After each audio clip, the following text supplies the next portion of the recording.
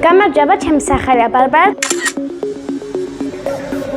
დღეს მე ვისაუბრებ მცენარის მორწყვის სენსორზე. როგორც ვიცით, ჩვენ ყოველთვის ვართ ან სკოლაში, ან სამსახურში და არ გვაქვს იმის დრო, რომ მცენარეები მორწყათ. ეს სენსორი და ეს მოწყობილობა გვეხმარება, რომ მორწყას მცენარეები ისე დროს, როდესაც გამომშალია.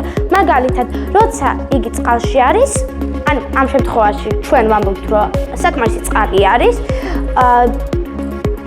სისტემა ეს მოწყობილობა არ უშვებს წყალს, რადგან Arduino ეუბნება, რომ მარგ დროს გადმოასწროს წყალი, როცა გამომშალია. მაგრამ როცა გამომშალი იქნება, იგი წყალს ასხავს. აი ასე. ეხლა თუ ჩავდებთ, ეცოდება ის გამომშალება. ვიცით, ფერმერები ყოველდღე მუშაობენ იმისთვის, რომ კარგი ნაყოფი მოიყვანონ. თუ ფერმერებს არ აქვს იმის დრო, რომ მორწყან, ან ძალიან ბევრი მცენარე აქვს, მაგათ შეუძლიათ ეს მოწყობილობა იხმარონ, რომ მორწყონ თავიანთი ვაშლის ხე ან ცხლის ხე. ეს სისტემა აადვილებს ჩვენ ყოველდღიურ ცხოვრებას. გამარჯობათ, მე ვარ გიორგი ტავარტაძე. და ეხლა გაჩვენებთ ჩვენ ჭკვიან გარშს. როდესაც მანქანა შევა, სენსორი მაგას ხედავს და ერს რამდენი დაკავებული ადგილია.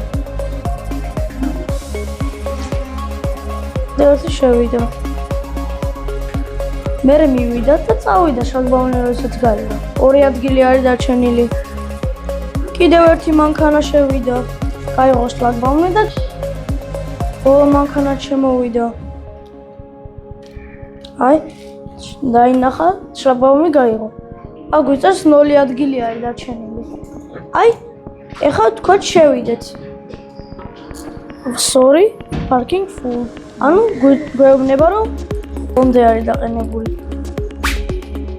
ძალიან ბევრი ადამიანი არის მანქანით. გასაჩერებელი ადგილი საერთოდ არ არის. მაგალითად, ერთ ადგილში, მაგალითად, გარაჟში შესვლაზე, ანუ ნახევარი საათი ჭირდებათ, რომ მთლიანად დაათვალიერონ. ჯობია, რომ ჯერ დაითვალოს შემოსვლა. რომ შედიან, მე აქ ხო ეწერება რამდენი არის დარჩენილი. ყველა დახარჯე დრო. მაგიტომ გირჩევნია დააყენოს სისტემა, რომელიც გეუბნება ადგილი არის დარჩენილი თუ არა. და ცოტა დროსაც დახარჯავ. თუ არ არის ადგილი, მე გიწერს, რომ არ არის ადგილი. წახვალ და სხვაგანაც მოძებნი.